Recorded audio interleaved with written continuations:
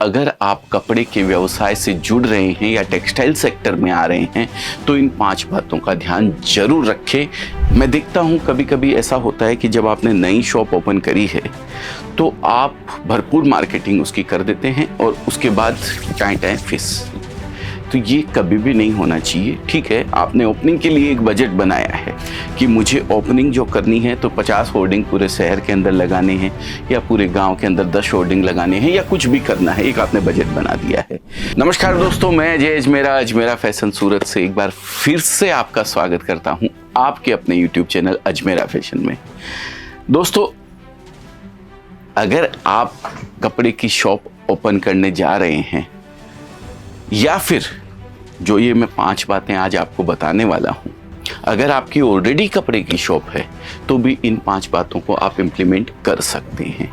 लेकिन title video का मैंने यही रखा है कि अगर आप कपड़े के व्यवसाय से जुड़ रहे हैं या टेक्सटाइल सेक्टर में आ रहे हैं तो इन 5 बातों का ध्यान जरूर रखें। लेकिन ध्यान सभी रख सकते हैं जिनकी ऑलरेडी है और जो नया कर रहे हैं। दोस्तों, सबसे पहली बात एक चीज होती है अपने ब्रांड की वैल्यू बनाना, अपने ब्रांड को बनाना। अभी हाल फिलहाल में मैंने पिक्चर देखी थी स्केम 2003, आपने भी शायद देखी होगी। उसके अंदर जो वो मोटा सा हीरो होता है, क्या नाम होता है मुझे ध्यान नहीं है उसका, मेरे को उसके नाम से मतलब नहीं है, लेकिन उसका जो कैरेक्टर था वो कोई भी बिजनेस करता था, वो पहले वो स्टैम्प पेपर पे से चुराता था स्टैम्प्स और उनको बेचता था। लेकिन एक ही चीज सोचता था कि भाई स्केल कैसे करें, हम अपने बिजनेस को बड़ा कैसे करें। तो ये चीज दोस्तों एक बहुत जरूरी बात है कि आप जो भी व्यवसाय करने जा रहे हैं या आप ऑलरेडी कर रहे हैं उसके बड़े होने में, मतलब उसको बड़ा करने में आपको कितना स्केलेबल वो बिजनेस है, आप कितना उसको बड़ा कर सकते हैं, ये चीज़ का आपको विशेष रूप पे ध्यान रखना चाहिए। तो ब्रांड एक तो पहली चीज़ हो गई कि ब्रांड। हाँ, ब्रांड के बारे में भी मैं बताऊं आपको। लोग दुकान जब करते हैं, अपनी शॉप जब करते हैं तो कहीं एक कोने में छोटा सा नाम लगा देते हैं, प्रोपराइटर मंगनाराम चौधरी या जो भी है, और छोटी सी दुकान का नाम लिख देते हैं। ऐसा नहीं होना चाहिए। लोग ये नहीं बोले कि भाई रेलवे स्टेशन से निकलोगे तो तीसरे नंबर की जो दुकान आती है वो उसकी दुकान है। नहीं, लोग बोलने चाहिए वो जो दुकान है ना मंगनाराम चौधरी की, जो भी नाम आपने रख रखा है, उस दुकान से 10 कदम आगे बढ़ोगे तो रेलवे स्टेशन तुमको मिल जाएगा। ये होता है ब्रांड वैल्यू। तो एक अपनी दुकान का ब्रांड जरूर बनाए बच्चों। हमारे यहाँ क्या होता है, मैन्युफैक्चरिंग के अंदर ग्रे उठाया जाता है दोस्तों। कच्चा माल जो होता है मिल में प्रोसेस करने के लिए हम लोग भेजते हैं। तो मेरे बच्चे जो थे वो फ़ोन करते थे कि भाई C22 93 94 से ग्रे उठा लीजिए। मैं हमेशा उनको टोकता था, C22 93 94 तुम मत बोलो, तुम अपना नाम बोलो, अपनी शॉप का नाम बोलो। वो एड्रेस तुम्हें पूछे तो ज़रूर फिर बाद में तुम एड्रेस उसको बता देना। तो वो ये कहते थे कि अजमेरा से ग्रे उठा लेना। एक बार उसने पूछा अजमेरा कहाँ, बोले C22 93 94, बोले ओके जी। दूसरी बार फिर बोला अजमेरा से ग्रे उठा लेना, तो फिर आ गया, वो पूछा एड्रेस, और तीसरी बार में उसको पूछना नहीं पड़ा। अब उस रोज़ से किसी का भी फ़ोन जाता है तो सामने वाला खुद उसको बोलता है अपने ग्रे उठाने वाले को, अरे अजमेरा से चौथी दुकान है, वहाँ से ग्रे उठा लेना। तो ये होती है ब्रांड वैल्यू। एक ये हमेशा से आपके मन में होनी चाहिए। अपने बिजनेस को स्केल कितना किया जा सकता है, उस कौन से फील्ड में आप हैं जहाँ पे वो बिजनेस आपका स्केल हो सकता है, ये दूसरा पॉइंट हो गया। दोनों को मिक्स करके थोड़ा मैंने बता दिया है, मेरी थोड़ी सी मिस्टेक हुई है, मुझे क्षमा कीजिएगा। लेकिन दोनों पॉइंट बहुत मायने रखते हैं आपके बिजनेस के लिए, किसी भी बिजनेस के लिए, चाहे वो टेक्सटाइल से जुड़ा हुआ हो या फिर किसी भी सेक्टर में आप काम करते हैं। अगर आप नया कर रहे हैं तो भी, और अगर आप ऑलरेडी उस बिजनेस से जुड़े हुए हैं तो भी। इसके बाद दोस्तों आता है पॉइंट नंबर 3। पॉइंट नंबर 3 को थोड़ा सा मैं इस तरीके से समझाना चाहूँगा कि आप अपने बिजनेस के नेटवर्क को कैसे बड़ा करें, कैसे फैलाएं अपने बिजनेस को, कैसे लोगों की जानकारी के अंदर आ पाए।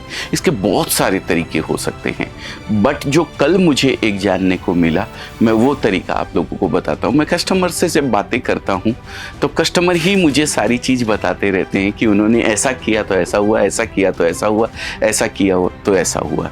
तो एक कस्टमर जो कल मेरे पास में आए थे, उन्होंने बहुत अच्छी जानकारी दी। उन्होंने बोला कि सर, हमारे समाज के अंदर मंदिरों के अंदर फंक्शन होते रहते हैं, छोटे छोटे फंक्शन होते रहते हैं। तो मैंने फर्स्ट डे जाके वहाँ के जो अध्यक्ष थे उनको ये बोला कि मेरी साड़ी की शॉप है, वो मेरे से हल्का सा टच में थे। तो मैंने उनको जाके बोला कि मेरे को मेरी साड़ी की शॉप मैंने ओपन करी है, आपके यहाँ पे अगर कहीं भी किसी को साड़ी चाहिए तो मैं दे दूँगा, और अगर वो कोई गरीब आदमी है या कोई भगवान के नाम पे कुछ अगर होने जा रहा है तो मैं अपनी तरफ से वहाँ पे साड़ी बांटना भी चाहूँगा। तो उन्होंने शुरू में फर्स्ट जो राउंड था, उन्होंने उनसे बात करके एक बार साड़ी बांटी उन्होंने दोस्तों, लेकिन उस साड़ी को बांटने का इतना फ़ायदा हुआ। देखिए, ईश्वर के नाम से कोई भी काम अगर आप करते हैं तो ये एक प्रसाद के रूप में आपको उसका कुछ न कुछ फल तो मिलने ही वाला है। उन्होंने एक अच्छे भाव से वहाँ पे लोगों के लिए साड़ियाँ बांटी, वहाँ पे उनका इतना ट्रस्ट बिल्ड हुआ, इतना लोग उनके ऊपर विश्वास करने लगे कि यार ये ज़रूर बहुत अच्छे और भक्त आदमी हैं, और उनकी दुकान से कंटिन्यू जुड़ते चले गए। और एक्चुअल में वो भक्त आदमी ही थे। बहुत मुझे अच्छा लगा। मुझे एक बिजनेस के देखिए, घोड़ा घास से दोस्ती कर लेगा तो खाएगा क्या, वो हमेशा तो फ्री नहीं बांट सकते हैं। लेकिन जब उन्होंने ओपनिंग करी थी तो उन्होंने वो काम कर दिया, ठीक है, लेकिन जितना काम उन्होंने किया ना, उससे कई गुना ज़्यादा उनको उसका बेनिफिट हुआ। मेरी एक दीदी हैं, वो हमेशा मेरे यहाँ से, चित्रा दीदी हैं, शायद चित्रा दीदी देख भी रही हैं, वो हमेशा हमारे यहाँ से कपड़ा लेके जाती हैं। उन्होंने मुझे बोला कि मैं जब भी माल लेके जाती हूँ, सबसे पहले माल खुलेगा तो एक साड़ी या दो साड़ी जो भी उनको पसंद आती है, वो पहले ठाकुर जी के लिए बोले मैं वृंदावन भेजती हूँ। वृंदावन उनके कोई पंडित जी है, उनका एड्रेस उनको दिया हुआ है, और उनके एड्रेस पे वो साड़ी भेज देती है, फिर वो बिक्री करना शुरू करती है। ये है भगवान के नाम का महत्व है, भगवान में आपकी श्रद्धा का महत्व है। ईश्वर का नाम लेकर के कोई भी काम अगर आप करते हैं, अच्छा काम अगर आप करते हैं, तो आपको उसका फल ज़रूर मिलना है। कल उन्होंने मुझे ये बात बताई तो मुझे बहुत अच्छा लगा, बहुत ही बढ़िया लगा। दोस्तों, हर इंसान कुछ न कुछ तरीके से, किसी न किसी तरीके से समाज सेवा कहीं ना कहीं किसी रूप में करते रहता है, और करना भी चाहिए। मैं बोलता हूँ, अगर आप किसी गरीब का, किसी भूखे का पेट भरते हैं तो इससे बड़ी सेवा समाज के अंदर कोई नहीं हो सकती है, दुनिया के अंदर कोई भी नहीं हो सकती है। तो अगर ये मौका आपको ईश्वर दे रहा है तो उसको भुनाने से बिल्कुल चूकिएगा नहीं। किसी न किसी रूप में ईश्वर ही आपके आगे कहीं ना कहीं हाथ फैला के खड़ा है, जो इसका आप पेट भरने वाले हैं। तो बस ये मौके को चूकना नहीं चाहिए। इसको बिजनेस से मैंने कनेक्ट कर दिया है, इस बात को कि आपके नेटवर्क को बड़ा करने में ये काम भी किसी न किसी तरीके से सार्थक हो सकता है। किसी फल की चाह में किसी भूखे को खाना नहीं खिलाना है, ये चीज़ भी ध्यान रखिएगा। बस उसका पेट भर जाए, इससे बड़ी शांति आपके लिए और कोई नहीं हो सकती है। तो ये था तीसरा पॉइंट।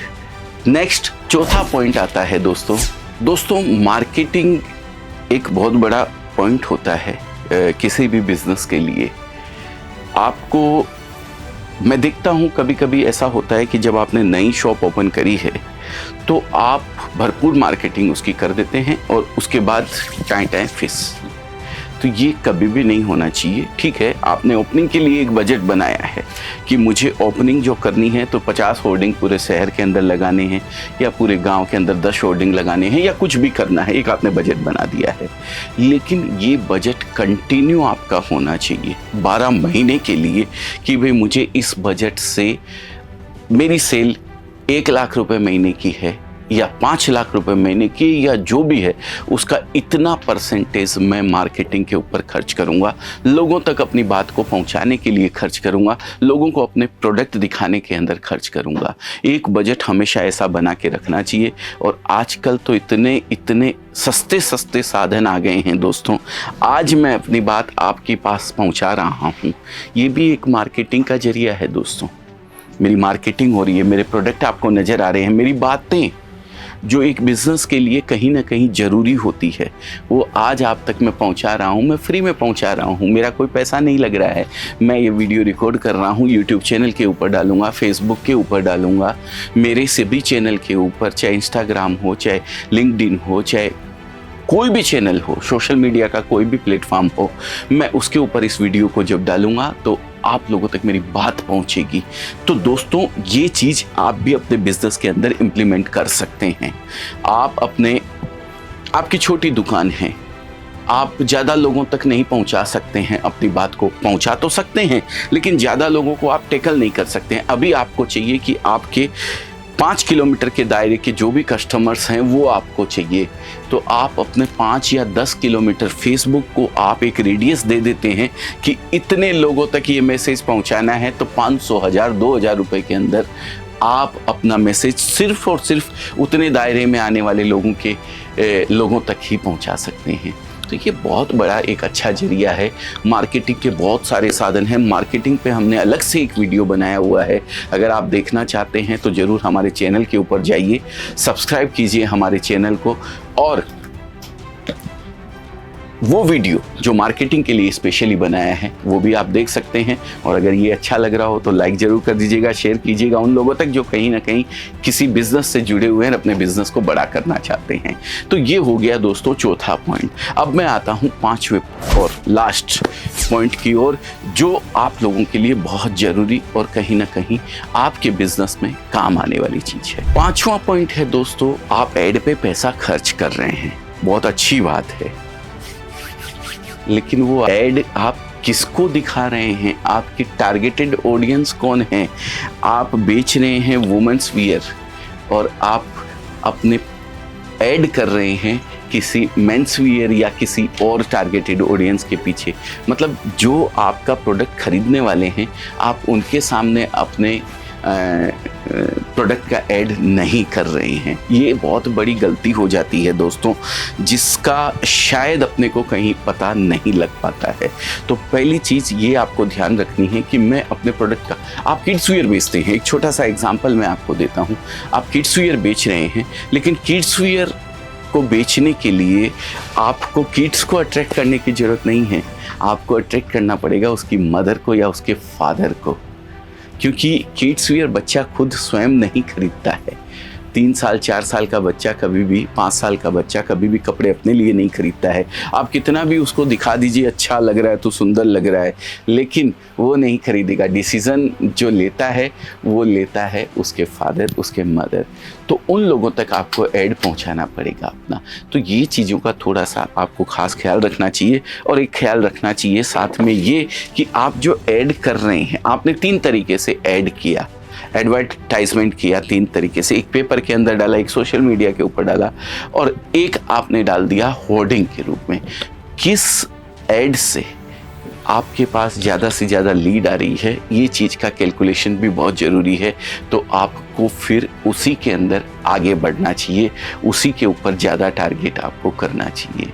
तो ये कुछ पॉइंट्स थे, 5 पॉइंट्स थे जो आपके बिजनेस में आपके लिए कहीं ना कहीं आपके बिजनेस को बड़ा करने में या बिजनेस को खड़ा करने में आपके काम आ सकते हैं। तो बस दोस्तों, आज का मैं ये वीडियो यहीं विराम देता हूँ। इसको मेरा मकसद था आप लोगों तक अपनी बात को पहुँचाने का, बिज़नेस को बड़ा करने का, अपनी इंडस्ट्री को ग्रोथ देने का। हमारी जो इंडस्ट्री, कपड़े की इंडस्ट्री है, ये कहीं ना कहीं आगे बढ़े और सबके लिए फ़ायदेमंद हो, यही विचार करके मैंने अपनी बात को आपके सामने रखा है।